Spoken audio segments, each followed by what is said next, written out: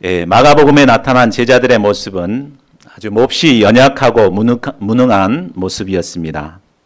우리는 마가복음을 공부하면서 이런 제자들의 모습 앞에 많은 위로를 받습니다. 왜냐하면 우리들 역시 제자들과 같이 연약하고 무능한 모습으로 살아갈 때가 많기 때문입니다. 그래서 제자들 성경 말씀을 보면서 제자들도 이랬는데 나도 괜찮겠지 하면서 위로를 많이 받습니다. 그러나 예수님 편에서 보면 얼마나 답답하셨겠습니까? 2년 반 동안이나 반복해서 많은 것을 보여주고 가르쳐주고 했는데도 불구하고 깨닫지 못한 그들이 정말 답답하셨을 것 같습니다. 그래서 오늘은 제자들에게 맘 놓고 책망을 하고 계십니다. 그리고 소경의 눈을 단계적으로 뜨게 하심으로 그들이 변화되어 밝히 보게 될 비전과 소망도 보여주셨습니다. 본문 말씀을 통해 우리에게 주시는 주님의 책망의 음성을 들을 수 있기를 기도합니다. 그리고 이제 영적인 눈을 뜨고 분명하게 살아가고자 하는 분명한 소망을 붙드는 시간이 될 수 있기를 기도합니다. 자, 1절에서 10절까지는 질병이어로 4,000명을 먹이신 사건이 나옵니다. 그것은 우리가 6장에서 배웠던 오병이어로 남자들만 5,000명을 먹이신 사건하고 굉장히 흡사한 점이 많습니다. 그러나 본문을 자세히 살펴보면 여러 가지 면에서 그때와 다른 점이 있습니다. 가장 다른 점은 바로 장소가 다르다는 것입니다. 오병이어 사건은 바로 그 유대 땅에서 일어난 사건이었습니다. 유대인들 모여있는 유대인들을 이제 먹인 사건이죠. 그런데 칠병이어 사건은 바로 이방 땅에서 이루어진 사건이었습니다. 7장 31절을 보면 지금 예수님이 어디에 계신지 나와 있죠. 두로 지방에서 시돈을 거쳐가지고 데가볼리 지방을 통과해서 갈릴리 호수에 이렇게 계셨습니다. 그러니까 이 땅은 지금 이방 땅이 되는 것입니다. 자, 1절을 보십시오. 예수님이 이방 지역에 머물러 계실 때 큰 무리들이 모여들었습니다. 이들 중에는 유대인들도 있었겠지만 이제 이방 땅이었기 때문에 대부분이 이방 사람들이었습니다. 예수님은 이들의 목자가 되셔서 그들에게도 하나님의 말씀을 가르치셨습니다. 무리들은 먹을 것이 떨어진 줄도 모르고 참 목자이신 예수님을 따르고 있었습니다. 자, 이들을 보시는 예수님의 심정이 어떠했겠습니까? 우리 2절과 3절을 보십시오. 내가 무리를 불쌍히 여기노라. 그들이 나와 함께 있은지 이미 사흘이 지났으나 먹을 것이 없도다. 만일 내가 그들을 굶겨 집으로 보내면 길에서 기진하리라. 그 중에는 멀리서 온 사람들도 있느니라. 예수님은 먹을 것이 떨어져도 오직 예수님 말씀을 사모하여 따르고 있는 이 무리들을 보실 때 아주 불쌍히 여기셨습니다. 여기서 불쌍히 여기셨다는 말은 마음속 깊은 곳에서부터 솟아나온 동정심으로써 도와주지 않으면 견딜 수 없는 상태를 말하고 있습니다. 예수님은 이 불쌍히 여기는 마음의 기초에서 몰려오는 양들을 도우셨습니다. 우리도 이런 불쌍히 여기는 마음이 있어야 몰려오는 양들을 도울 수가 있습니다. 하나님께서 우리에게 보내신 우리 김진우 형제님이 있습니다. 근데 이 형제님은 오늘날 캠퍼스 양들의 모든 문제를 갖추고 있는 이런 양인 것을 볼 수 있습니다. 그래서 꿈과 비전도 뚜렷이 없고 무계획적으로 막 살아갑니다. 틈만 나면 스마트폰을 보고 PC방에서 거의 날밤을 새고 그래서 낮과 밤이 막 바뀌어서 살아갑니다. 이런 글을 품고 섬긴다는 것은 참 쉽지가 않습니다. 그러나 예수님과 같이 이 불쌍한 마음을 여길 때, 불쌍히 여기는 마음이 있을 때 우리는 어찌하든지 그를 돕고 섬길 수가 있습니다. 저희 모두가 하나님께서 우리에게 보내주신 이 진우 형제님을 불쌍히 여기는 마음으로 섬길 수 있기를 기도합니다. 그런데 우리는 여기서 잠깐 제자들에 대해서 한번 주목해 볼 필요가 있습니다. 6장에 이제 오병이어 사건을 시작할 때는 어땠습니까? 제자들이 먼저 먹는 문제에 문제의식을 가졌습니다. 그래서 예수님께 이 문제를 해결하도록 제의를 합니다. 그래서 각자 마을로 보내서 먹는 문제를 해결하자고 먼저 제자들이 나섰습니다. 그러나 여기서는 사흘이 지나도록 아무런 반응도 보이지 않고 있습니다. 왜 그랬겠습니까? 여러 가지 이유가 있겠지만 가장 큰 이유는 바로 그들이 대부분이 이방인이었기 때문입니다. 유대인들의 의식 속에는 유대인들만이 하나님의 택한 선민이고 이방인들은 상종하지 말아야 할 자라는 이런 강한 선민의식이 있었습니다. 이런 의식을 가진 제자들은 이방 양들이 배고픈 문제에서 괴로워할지라도 그들의 문제에 전혀 관여하고 싶지 않았던 것입니다. 이런 그들에게 예수님은 자신이 어떤 마음으로 그들을 돕고 있는가를 설명해 주셨습니다. 내가 그들을 불쌍히 여긴다. 그러므로 제자들도 역시 이런 이방인들을 불쌍히 여기는 마음으로 도와줄 것을 그들에게 주문하신 것입니다. 자, 우리는 캠퍼스 목자로 부르심을 받은 자들입니다. 때문에 우리는 캠퍼스 양들에 대한 상한 목자의 심정을 가지고 있습니다. 그래서 주변에서 캠퍼스 다니는 학생이 있다면 어떻게 도와줄까 이렇게 이런 마음을 쉽게 갖습니다.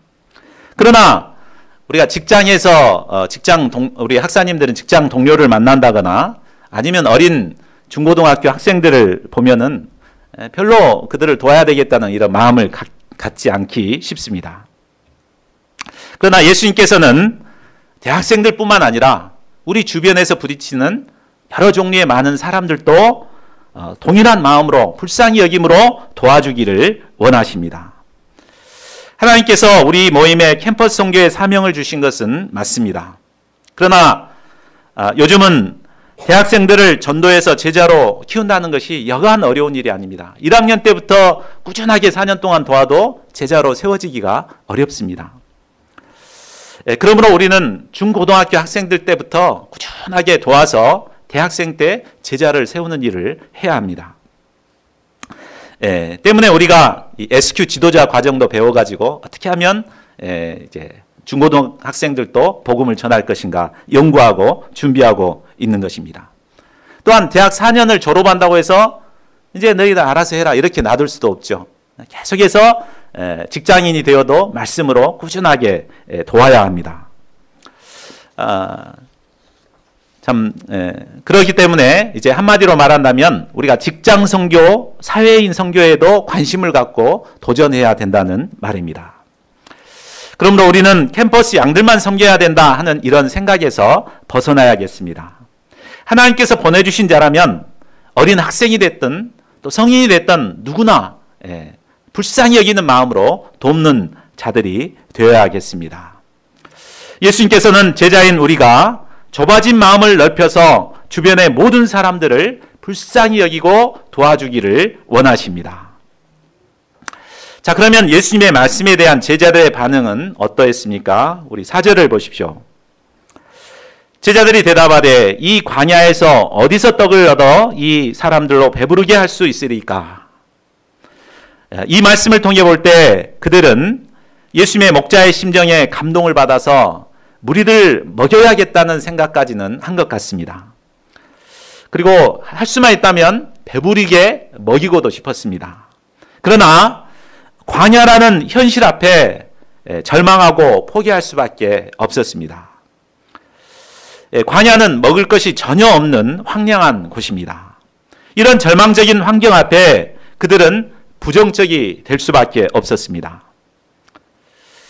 그런데 가만히 생각해 보면 불과 얼마 전에 이런 똑같은 사건이 있었죠. 오병이어 사건을 행할 때도 광야였습니다. 먹을 것이 없었습니다. 그런데도 어떻게 했습니까?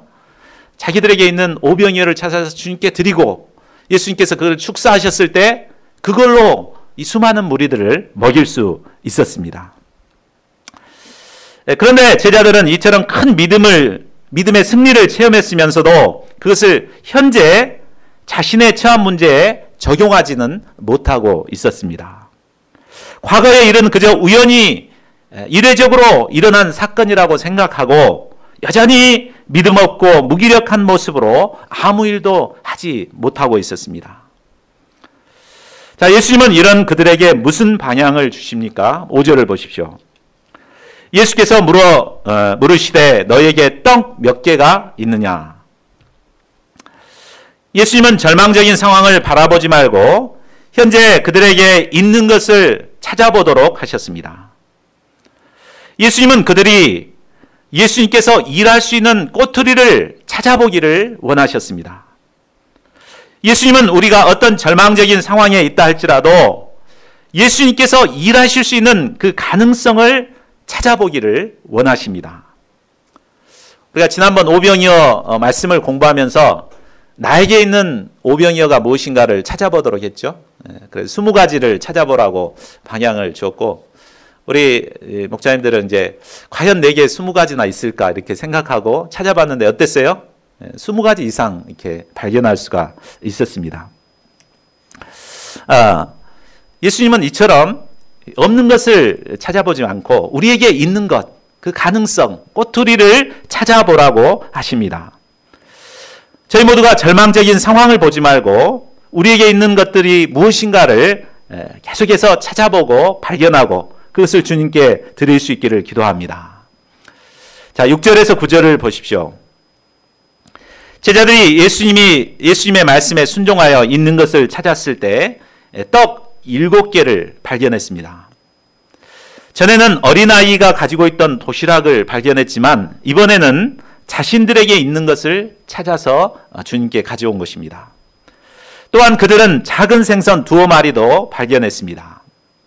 이것은 보잘것없는 것이었지만 그것을 믿음으로 주님께 드렸습니다.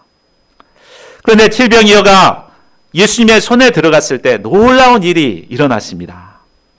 예수님은 이를 받으시고 축사하사 떼어 제자들에게 나누어 주셨습니다. 그리고 제자들을 통해 4,000명의 무리를 배불리 먹이셨습니다. 결국 제자들은 자신이 가졌던 초라한 칠병이어로 이방인 4,000명을 배불리 먹인 것입니다. 예수님께서는 제자들이 가진 것으로 또한 그들의 손으로 이방인들을 배불리 먹이게 하셨습니다. 이를 통해서 그들이 이방인들을 먹여야 할 자라는 것을 깊이 깨닫게 해주셨습니다. 배불리 먹고 남은 조각을 모아보니 7강주리를 거두었습니다. 예수님은 우리가 드리는 초라한 칠병이어를 가지고 수많은 무리들을 풍성하게 먹이시는 분이십니다. 자, 10절을 보십시오. 예수님과 제자들은 이방 지역 순회를 마치고 이제 다시 배를 타고 유대 지역인 달마누다 지방에 이르게 되었습니다. 자, 그러자 바리새인들이 나와서 예수님을 힐난했습니다. 여기서 힐난했다는 말은 비난하고 논쟁을 벌였다는 말입니다. 아마 그들은 예수님께 안식일에 왜 병자를 고쳐주었냐고 막 따지고 달라들었을 것 같습니다. 또한 장로들의 유전을 지키지 않는 것에 대해서 따지고 정죄하였을 것입니다. 그리고 예수님을 시험하여서 하늘로부터 오는 표적을 보여달라고 구했습니다. 예수님은 지금껏 그들에게 수많은 표적을 보여주었습니다. 문둥병자가 깨끗함을 얻게 되는 것도 보여주고 중풍병자가 일어나 걷는 모습도 보여주었습니다. 그들 눈앞에서 귀신이 쫓겨나가는 것도 보여주었습니다. 심지어 죽은 자가 살아나는 것도 보여주었습니다. 그러나 그들은 예수님께서 행하시는 표적을 보고도 예수님을 믿지 않았습니다. 그러면서 하늘로서 오는 다른 표적을 구하고 있습니다. 왜 그럴까요? 그렇게 많은 표적을 보여주었는데도 왜 또 다른 표적을 구하고 있습니까? 그것은 예수님이 행하시는 일이 자신의 생각과 전혀 맞지 않았기 때문입니다. 그들이 원하는 메시아는 다윗 왕처럼 현재 고통당하고 있는 로마로부터 자유함을 주고 경제적인 풍요를 이루어주는 메시아를 기대하고 있었습니다. 그들의 생각으로는 아마 메시아가 오신다면 하늘로부터 막 천군 천사들이 내려와 가지고 그 강력한 로마들을 싹 물리치고 그들에게 막 자유를 선포하고 이런 메시아를 고대하고 있었을 것 같습니다. 그런데 메시아라고 왔는데 그냥 병자들 고쳐주고 이러고 하니까 귀가 차지도 않았죠.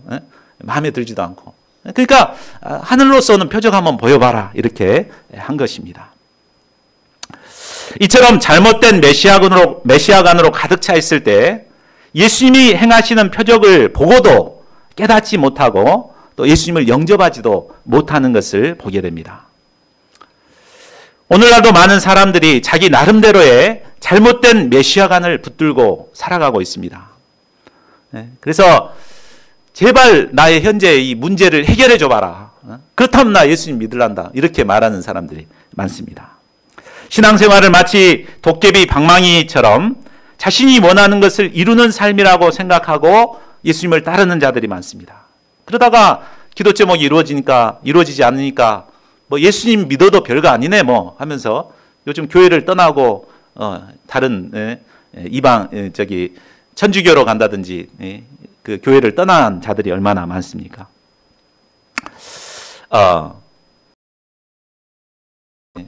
하나님께서 말씀하시고 지금도 살아계셔서 우리에게 여러 가지 표적을 보여주시지만 우리가 이게 자기 메시아관을 자기 나름대로의 메시아관을 갖고 있을 때 전혀 깨닫지 못하고 또 다른 표적만을 구하고 있습니다.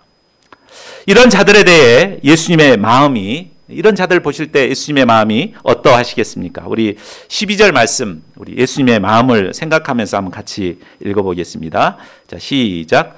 예수께서 마음속으로 깊이 탄식하시며 이르시되 어찌하여 이 세대가 표적을 구하느냐? 내가 진실로 너희에게 이르노니 이 세대에 표적을 주지 아니하리라. 예수님은 잘못된 메시아관에 사로잡혀 표적을 구하는 자들을 인하여 마음속으로 깊이 탄식하셨습니다. 여기서 탄식이라는 단어는 마음속 깊은 곳에서 치밀어 오르는 실망과 분노와 슬픔을 말합니다. 하나님께서는 이미 구약 선지자들을 통해서 메시아가 오시면 무슨 일을 할 것인가를 말씀을 통해서 알려주셨습니다. 그 바리새인들은 종교 지도자들이기 때문에 당연히 그것을 깨닫고 영접하고 그 메시아를 기다려야 했습니다. 그러나 그들은 자기 나름대로의 신앙에 딱 갇혀가지고 예수님이 오셨는데도 불신하고 막 영접하지 않고 배척을 하고 있습니다. 이런 그들을 보실 때 예수님께서는 마음속 깊은 곳에서부터 분노와 슬픔이 끓어오르셨습니다. 그래서 다시는 이 세대에 표적을 주지 않겠다고 하십니다. 그리고 서둘러 배를 타고 떠나버리셨습니다. 예수님이 이처럼 자기 나름대로의 메시아관을 가지고 있는 자들을 속히 떠나버리십니다. 14절에서 16절을 보십시오. 제자들과 함께 배를 타고 급하게 떠나가는 상황에서 예수님의 마음과 제자들의 마음이 어떠한가 대조돼서 보여주고 있습니다. 예수님은 영적으로 꽉 막혀있는 그 시대의 지도자들을 바라볼 때 깊이 탄식하고 있었을 것입니다. 그러나 제자들은 떡을 가져오지 못한 것으로 인해 걱정을 하고 있었습니다. 어쩌지? 왜 그거 못 챙겨왔어? 하면서 서로 막 이제 다투고 있었습니다. 서로 관심과 생각이 전혀 달랐습니다. 예수님께서는 제자들이 당시 지도자들의 악영향에 물들지 않기를 기대했습니다. 그래서 제자들에게 경고하고 있습니다. 15절을 보십시오. 예수께서 경고하여 이르시되 삼가 바리새인들의 누룩과 헤롯의 누룩을 주의하라. 누룩은 균류로서 눈에 보이지는 않지만 밀가루 반죽을 부풀게 하는 아주 영향력이 있습니다. 이처럼 바리새인과 헤롯의 나쁜 영향력이 제자들에게 미치지 않도록 하기 위해서 주의를 기울이라는 당부의 말씀을 하신 것입니다. 사람들은 좋은 것은 잘 안 배웁니다. 그렇죠? 다른 사람의 장점을 보고 배워야 되는데 좋은 것은 안 배우고 나쁜 것은 아주 잘 배우고 영향을 받습니다. 때묻지 않은 순수한 제자들 역시 당시 종교 지도자들인 바리새인들로부터 그리고 정치 지도자인 헤롯으로부터 영향을 받기 쉬웠습니다. 때문에 예수님은 바리새인과 헤롯의 누룩을 주의하라고 경고하신 것입니다. 바리새인의 누룩은 무엇입니까? 그것은 외식입니다. 그들은 겉으로는 열심히 손도 씻고 목욕도 하고 깨끗한 척했지만 속으로는 온갖 탐욕으로 가득했습니다. 양들을 섬기기보다 양들에게 섬김받기를 좋아했습니다. 무엇보다 이들의 가장 큰 문제는 율법과 형식에 매여있는 인본주의 신앙이었습니다. 그들은 율법을 지키는 것으로 신앙생활 잘하고 있다고 생각했습니다. 그러면서도 하나님과의 바른 관계성을 맺지 못하고 형식적인 신앙생활을 하고 있었습니다. 우리도 자칫 잘못하면 이런 바리새인들처럼 신앙생활하기 쉽습니다. 하나님과의 바른 관계성을 맺고 인격적인 교제를 나누기보다도 그저 주일 예배 드리고 헌금한 것으로 신앙생활 다 했다고 착각하기 쉽습니다. 참 그러면서도 내가 신앙생활 몇 년인데, 내가 UBF 목자생활 몇 년인데 이렇게 자기의를 내세우기 쉽습니다. 그러나 하나님께서는 아브라함, 이 돌덩어리로도 아브라함의 자손을 만들 수 있다고 하셨습니다. 아무런 쓰잘데기 없는 것이죠. 중요한 것은 나와 하나님과의 바른 관계성입니다. 신앙생활을 한마디로 말한다면 하나님과 나와 인격적인 교제를 하는 생활이라고 말할 수 있습니다. 하나님도 인격을 가지신 분이십니다. 그래서 성경을 읽어보면 하나님의 희노애락이 담겨 있습니다. 하나님이 어쩔 때는 그렇게 기뻐하시기도 하시고 또 어쩔 때는 굉장히 슬퍼하시기도 하시고 또 어쩔 때는 굉장히 진노하시기도 하십니다. 우리는 성경을 읽어가면서 이 하나님의 마음을 생각하고 이 하나님의 마음을 어루만져주고 또 하나님과의 깊은 교제를 나누는 것. 이것이 바로 참다운 신앙생활이죠. 근데 우리는 이것을 다 버리고 그저 주일 예배 드렸다. 또 말씀 공부했다. 이것 가지고 신앙생활 다 했다고 이런 착각을 하기가 쉽습니다. 만약에 우리가 이제 효도하는 것도 마찬가지잖아요. 효도하는 것도 부모님한테 용돈 한 달에 뭐 5만 원, 10만 원 보낸 것, 그것이 효도다고 생각하기 쉬운데 진짜 효도는 뭡니까? 부모님의 마음이 어쩐지 그것을 잘 알고 그 부모님의 마음을 어루만져 주는 거, 그것이 진짜 효도 아닙니까? 우리가 신앙생활도 마찬가지인 거예요. 신앙생활도 하나님의 마음이 어떠실까? 하나님이 나를 보실 때 어떠실까? 늘 생각하고 하나님의 마음을 어루만져 주는 거. 그 하나님과 그런 인격적인 교제를 나누는 것. 이것이 바로 바른 신앙인인 것이죠.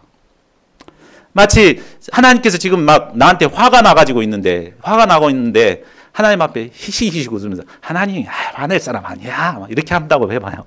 하나님 마음 어떻겠어요? 그러니까 우리가 하나님의 마음을 살피는 게 참 중요해요. 우리 주일 예배 말씀을 들을 때도 하나님께서는 어떤 마음으로 나에게 이 말씀을 주시는가? 하나님의 마음이 어떨까? 나는 지금 하나님 마음 앞에 나는 어떤가? 이렇게 자신을 하나님의 마음을 살피고 어루만지는, 그게 바로 진짜 신앙인이죠. 신앙의 삶이죠. 신앙생활이란 이처럼 말씀을 통해 하나님의 마음을 살피고 마음으로부터 하나님과 교제하는 생활입니다. 형식적인 신앙생활이나 인본주의 신앙을 우리가 벗어버릴 수 있기를 기도합니다. 정말 하나님의 말씀 앞에 하나님의 마음을 살피고 하나님의 마음을 어루만지고 교제하는 이런 인격을 맺는 진정한 신앙인들이 될 수 있기를 간절히 기도합니다. 자, 헤롯의 누룩은 바로 음란과 불의입니다. 헤롯은 동생의 아내를 취한 음란한 자요, 또 그를 책망하는 의인 세례 요한을 목베어 죽인 불의한 자였습니다. 그는 권력을 남용하여 백성들을 임으로 다스렸습니다. 이런 불의한 헤롯을 비판하고 정죄했지만 자기도 모르는 사이에 이 헤롯의 영향을 받아서 높아지고자 끊임없이 경쟁했습니다. 그러나 우리는 이 시대의 영적 지도자들로서 이런 세대를 본받지 말아야겠습니다. 오직 선한 목자이신 예수님을 본받기에 힘써야겠습니다. 그리할 때 바리새인과 헤롯의 누룩에 영향을 받지 않고 예수님을 닮은 선한 목자로 성장할 수 있습니다. 그러나 이처럼 심오한 말씀을 가르치시는데 제자들은 떡 생각만 하고 있었습니다. 그러다 이 예수님의 말씀을 자기들이 생각하는 떡과 연결시켜서 해석을 했습니다. 그러니까 항상 사람들은 자기 생각에 기초해서 이렇게 예수님의 말씀을 판단하기 쉬운 것 같습니다. 그래서 그들은 예수님이 누룩이라고 말씀하시자 떡을 가져와지 않았기 때문에 예수님이 지금 화내고 계신다, 이렇게 생각을 했습니다. 참 이들을 보시는 예수님의 마음이 얼마나 답답하셨겠습니까? 2년 반 동안이나 정말 헌신적으로 도와왔던 제자들이 이 정도 수준밖에 되지 않으니 얼마나 한심했겠습니까? 예수님은 영적인 깨달음이 없는 이들을 심하게 책망하십니다. 우리 17, 18절 말씀을 우리 한번 17절에서 18절 말씀을 한번 예수님의 마음을 생각하면서 한번 같이 읽어보겠습니다. 자, 시작. 예수께서 아시고 이르시되 너희가 어찌 떡이 없으므로 수군거리느냐? 아직도 알지 못하며 깨닫지 못하느냐? 너희 마음이 둔하냐? 너희가 눈이 있어도 보지 못하며 귀가 있어도 듣지 못하느냐? 또 기억하지 못하느냐? 예수님은 떡에 얽매여 예수님의 가르침을 깨닫지 못하는 제자들을 책망하십니다. 예수님은 제자들의 마음이 둔해졌음을 책망했습니다. 여기서 둔하다는 말은 딱딱하게 굳어있는 마음을 말합니다. 그들은 마치 길가밭, 우리가 공부했죠? 길가밭처럼 딱딱하게 굳어 있어서 예수님의 말씀을 튕겨내고 있었습니다. 그리고 그들의 마음이 둔하게 된 이유는 바로 예수님의 하신 일을 보고 또 예수님의 말씀을 들었으면서도 그것을 기억하지 못하기 때문이라고 말씀하십니다. 그저 순간순간 은혜는 받았지만 얼마 가지 못해 그 은혜를 다 잊어버리고 마음이 둔해지고 기억조차 못하게 된 것입니다. 이런 제자들에게 예수님께서 어떤 일을 하셨는가 기억하도록 도우십니다. 19절에서 21절을 보십시오. 예수님은 먼저 오병이어로 5,000명을 먹이신 사건을 상기시킵니다. 내가 떡 5개를 5,000명에게 떼어줄 때 조각 몇 바구니를 거두었더냐? 그러자 제자들은 12이다 라고 대답합니다. 다시 묻습니다. 또 7개를 4,000명에게 떼어줄 때 조각 몇 광주리를 거두었더냐? 제자들은 또 대답합니다. 7이니이다. 예수님께서 이렇게 말씀하신 것은 마음이 둔해서 예수님의 말씀을 듣지 못하는 제자들을 도와주기 위함입니다. 그리고 마지막으로 또다시 한번 제자들을 책망합니다. 아직도 깨닫지 못하느냐? 예수님께서 법문에서처럼 제자들을 이처럼 심하게 책망하신 적은 없습니다. 예수님께서 이처럼 심하게 책망하신 이유는 그들이 받은 은혜가 정말 크지만 그 은혜를 다 잊어버리고 깨닫지 못하고 있기 때문이었습니다. 사람들은 은혜 받는 데는 굉장히 문제의식이 있고 사모합니다. 그래서 어찌하든지 은혜를 받고자 합니다. 그러나 은혜를 받는 것도 중요하지만 정말 중요한 것은 받은 은혜를 어떻게 지키는가, 이것이 더 중요한 것입니다. 받은 은혜를 정말 깊이 간직하고 기억하고 그것을 나에게 적용하고 영접하는 것, 그것이 중요한 것입니다. 그런데 우리는 어떻습니까? 제자들처럼 받은 은혜를 쉽게 잊어버릴 때가 얼마나 많습니까? 주일 예배 말씀에 은혜를 받아도 저녁이 되면 뭔 말씀 들었지? 월요일 되면 아예 깜깜하게 잊어버리고 이렇게 잊어버릴 때가 얼마나 많습니까? 예수님께서는 우리가 받은 은혜를 잊어버리고 굳은 마음으로 있는 것을 결코 원치 않으십니다. 받은 은혜를 깨닫고 마음에 새기고 기억하기를 원하십니다. 우리가 이 때문에 소감을 쓰고 또 말씀 요절을 암송하고 그러는 거 아닙니까? 그러니까 늘 받은 은혜를 기억하기 위해서 막 말씀을 읊조리고 기억하고 요절 말씀을 암송하고 그리고 또 소감을 써서 적용하고 또 발표하고 이렇게 하는 것이죠. 저희 모두가 은혜를 받은 데서 그치지 않고 이 받은 은혜를 자기에게 적용하고 지키고 깨닫게 더욱더 힘쓰는 자들이 될 수 있기를 기도합니다. 22절에서 26절은 예수님께서 소경을 고쳐주시는 장면을 보여주고 있습니다. 그런데 평소 같았으면 바로 고쳐주실 텐데 이번만큼은 단계적으로 고쳐주십니다. 처음에는 눈에 침을 뱉어 안수하셨을 때 그 사람이 봤을 때 사람들의 움직임이 그저 나무가 걸어가는 정도로 희미하게 보였습니다. 그런데 다시 안수를 하니까 이제는 밝히 보이게 되었습니다. 예수님께서 이처럼 단계적으로 고쳐주신 이유가 무엇이겠습니까? 이는 아직도 깨닫지 못하는 제자들에게 밝히 보게 될 희망을 주시기 위함이었습니다. 제자들은 아마 예수님의 심한 책망을 듣고 깊은 절망에 빠졌을 것입니다. 그들은 2년 반이나 예수님을 따랐습니다. 예수님의 수제자라고 자부하고 있었습니다. 현재 모습은 예수님께 심하게 책망이나 듣는 소망 없는 모습이 되어버렸습니다. 아마 그들은 이런 자신들 앞에 깊이 절망하고 불의에 빠졌을 것입니다. 내가 이러려고 제자가 되었나 하는 자괴감마저 들었을 것입니다. 그러나 예수님은 이들에게 소경이 단계적으로 눈을 뜨는 것을 보여주심으로 그들에게 희망을 주셨습니다. 제자들의 현재 영적 상태가 반쯤 영안이 눌려서 사람들 걸어가는 것이 나무로 보일 정도로 희미하게 보이는 그런 상태입니다. 뭔가 알 것 같은데 헛다리나 짚고 예수님께 책망이나 받고 있습니다.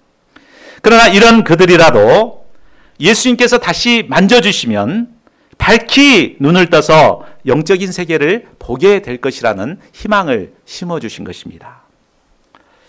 예수님은 이런 소망 가운데 연약한 제자들을 인내하고 품고 섬기셨습니다. 결론을 맺겠습니다. 우리는 때로 복음 역사를 섬기면서 자신의 연약함이 드러날 때마다 절망할 때가 많습니다. 나같이 연약하고 부족한 자가 어떻게 목자가 될 수 있는가 하며 참 남몰래 눈물을 흘리기도 합니다. 그러나 이처럼 부족한 자일지라도 예수님께서 만져주시면 밝히 눈을 뜨게 됩니다. 실제로 제자들도 복음서에서는 실패의 제자들이었지만 사도행전을 보면 어떻습니까? 예수님이 부활하시고 성령으로 만져주셨을 때 그들의 삶은 완전히 변화돼서 사도행전의 주역들이 될 수 있었습니다. 저희 모두가 이번 여름 수양회를 통해 예수님의 만져주심을 체험할 수 있기를 기도합니다. 그래야 해서 영적인 눈을 밝히 떠서 복음 역사의 주역들로 귀하게 쓰임받게 되기를 기도합니다. 요절 말씀 읽고 기도하는 시간 갖겠습니다. 시작. 이르시되 아직도 깨닫지 못하느냐. 우리가 신앙생활 한지